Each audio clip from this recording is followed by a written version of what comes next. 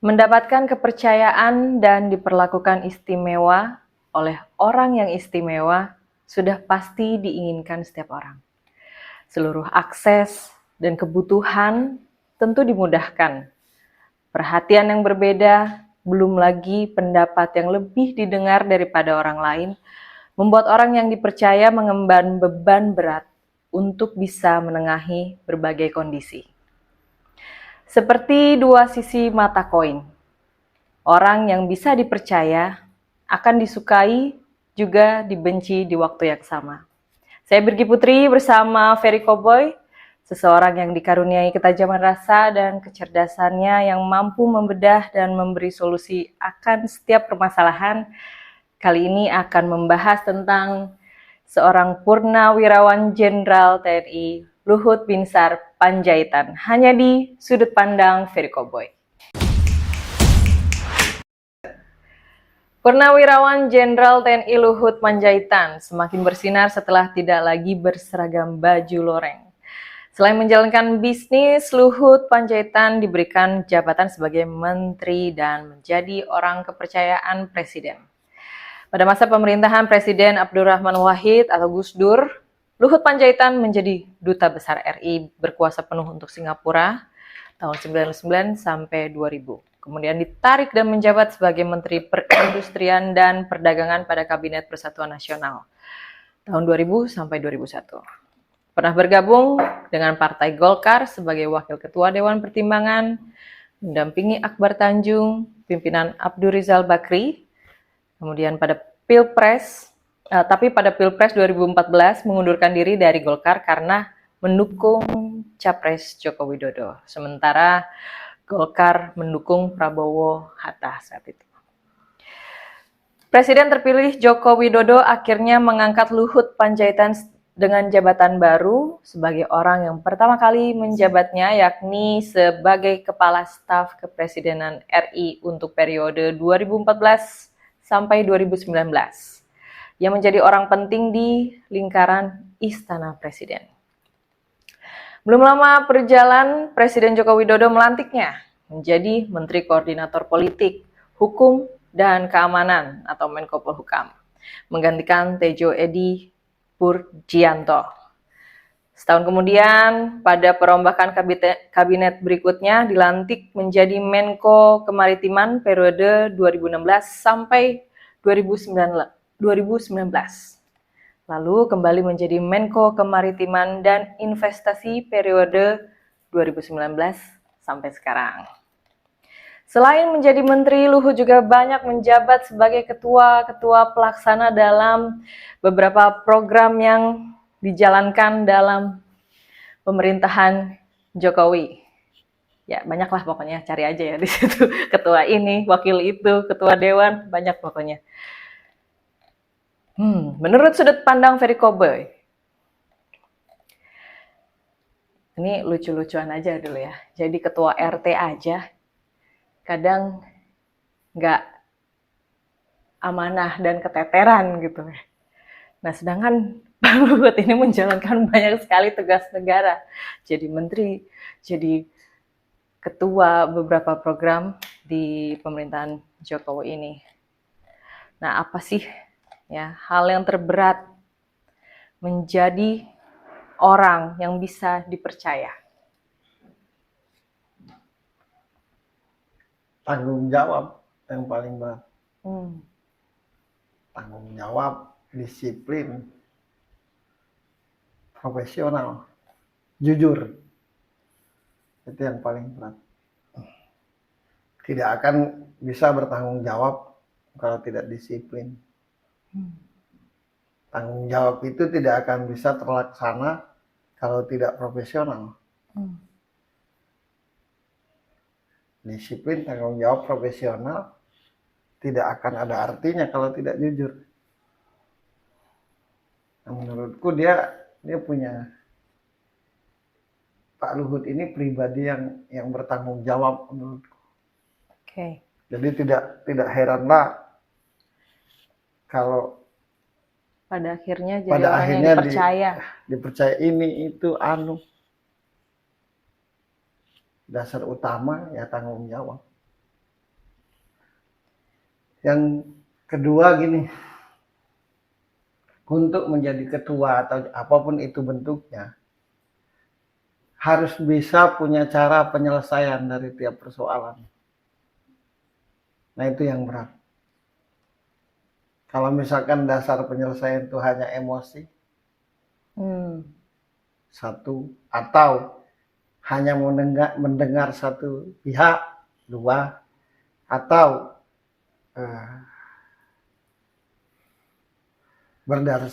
berdasarkan emosi, itu kan semua akhirnya bukan menjadikan jalan keluar. Jadi tanggung jawab dan dewasa dalam menyikapi persoalan. Nah itu yang penting untuk jadi orang yang selalu dipercaya untuk memimpin sesuatu gitu. Nah menurutku Pak Luhut punya itu. Makanya sampai detik ini kan seperti itu. Ya. Orang yang tidak paham atau orang yang iri, sudah pasti kan pemikirannya kenapa seperti tidak ada orang lain gitu. Kenapa Pak Luhut lagi gitu. Nah menurutku Pak Luhut ya garis hidupnya seperti itu. Menjadi jembatan ya. Iya, mediator. Mediator. Dan orang yang selalu jadi mediator, orang yang selalu jadi ketua dalam hal apapun harus bisa meredam diri sendiri, meredam emosi. Karena kalau tidak seperti itu, jangankan besar, kecil masalah yang kecil pun jadi melebar. Ya. Nah, Pak Luhut pribadi seperti itu menurutku. Pribadi Bapak. Pribadi Bapak.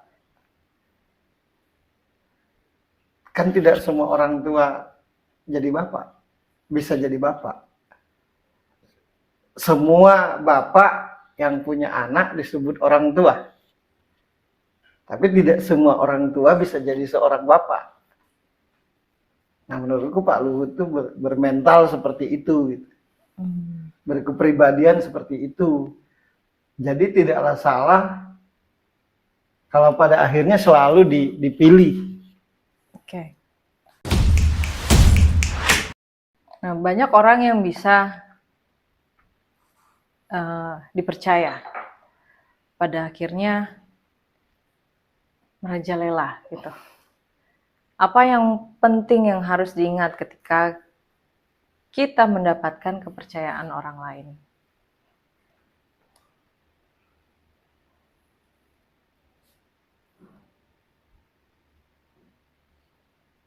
Ya kan segala sesuatu yang dipercaya berarti kan secara tidak langsung diyakini bisa menyelesaikan segala persoalan.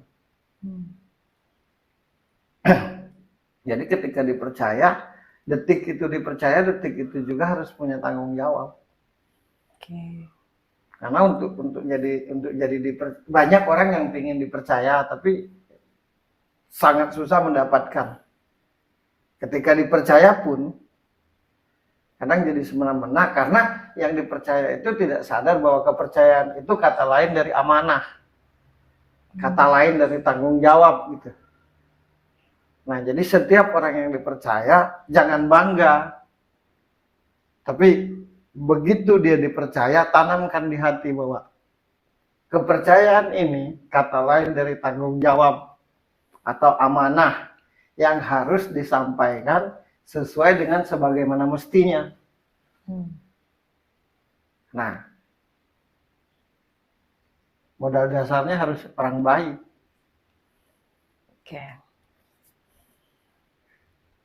Karena segala sesuatu itu bisa jadi hancur, bisa jadi bermanfaat atau tidak.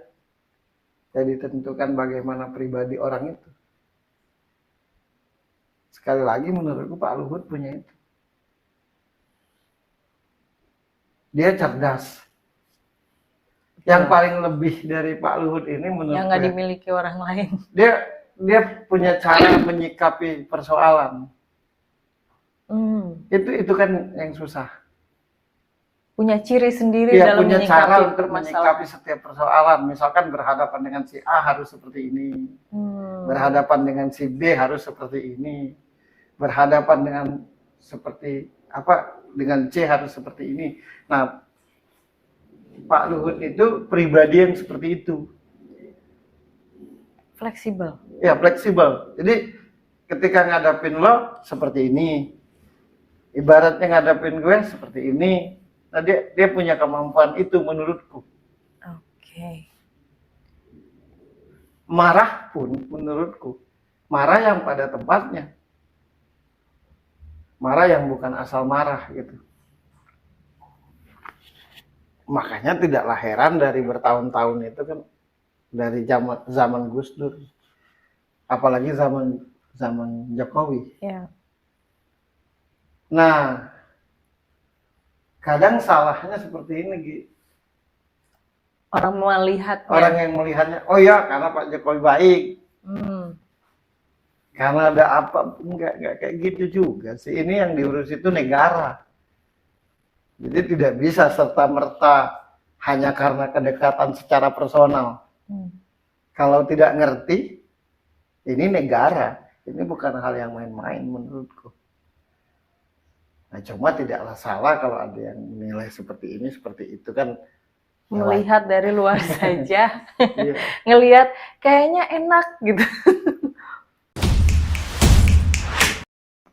Menjadi orang yang dipercayakan kalau dari luar ngelihatnya kayaknya enak gitu, tapi begitu dijalankan tanggung jawabnya luar biasa. Terjadi penilaian itu, apalagi penilaian jelek terhadap orang yang dipercaya itu kadang-kadang dinilai dari sudut karena kedekatan secara personal.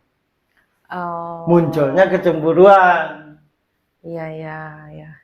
Misalnya terlihat lebih harusnya intens gitu. Ya, harusnya si A yang bertugas, yang punya tugas ini gitu harusnya. Jadi B yang diberi tugas itu.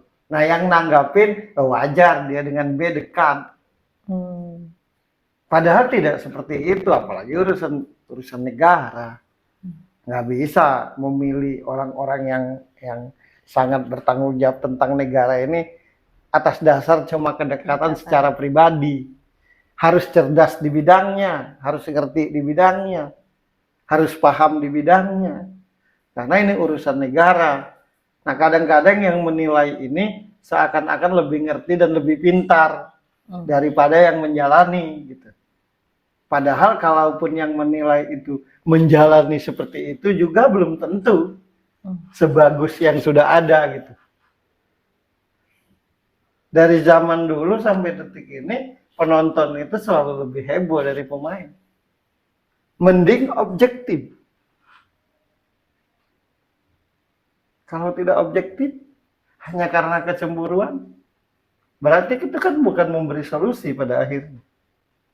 Malah jadi memperkeruh keadaan. Menilai boleh, siapapun berhak. Tapi objektif gitu. Misalkan, aku menilaimu. Masa sih di dirimu ini sedikit pun tidak ada baiknya? Itu yang kunilai tentang dirimu. Itu sudah tidak objektif.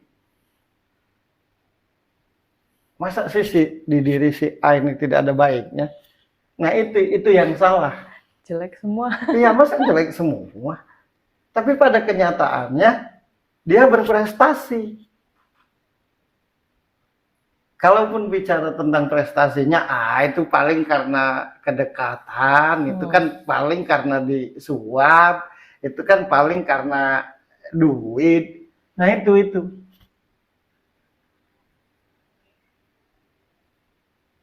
Andai kata lo jadi presiden, menurutku lo nggak akan sebodoh itu dalam memilih orang, paham nggak?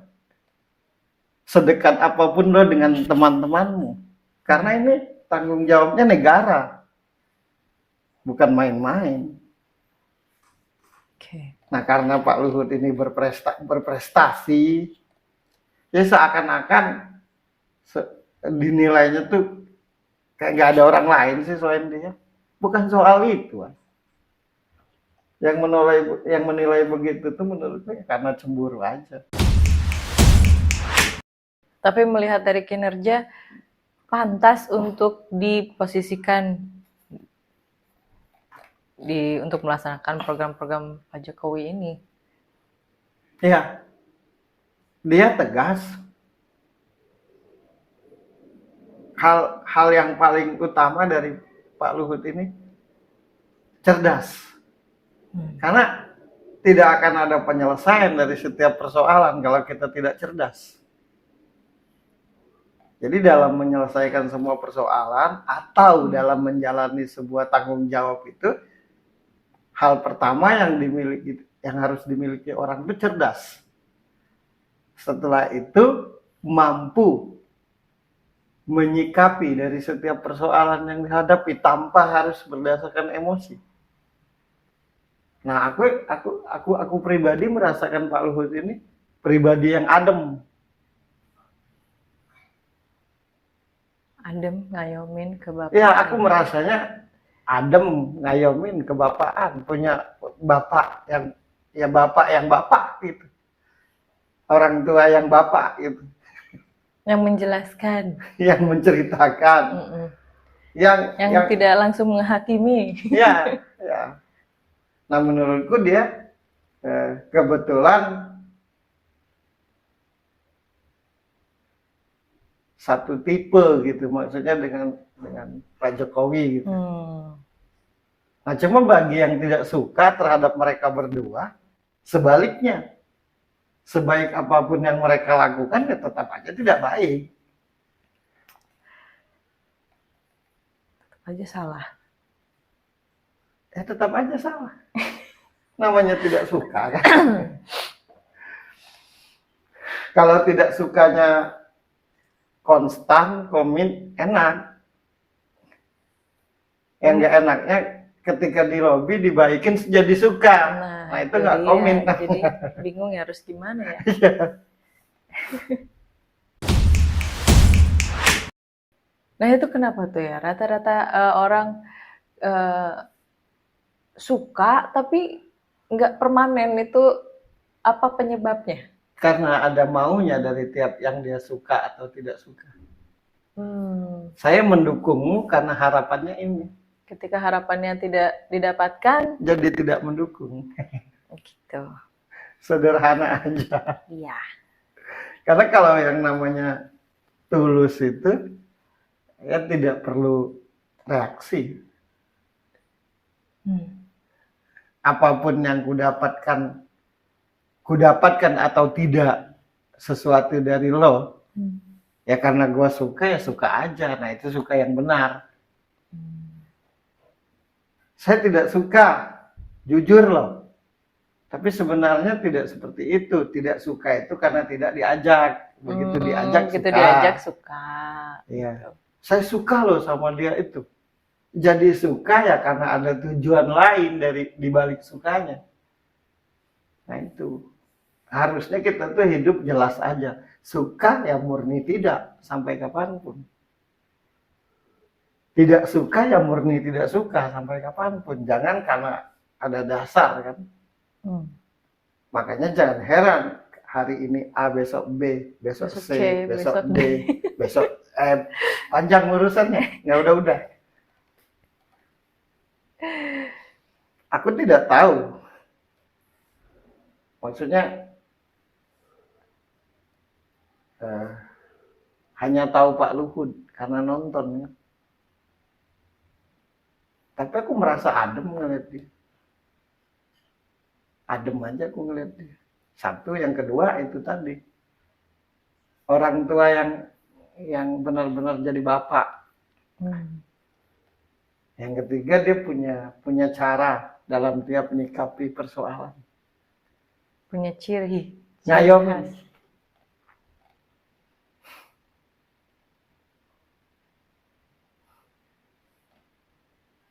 Semoga saja Indonesia banyak ada orang seperti itu. Iya, karena Pak Luhutnya cuma satu, makanya Pak Luhut, Pak Luhut. Coba kalau ada 2, ada 3, pasti nggak repot.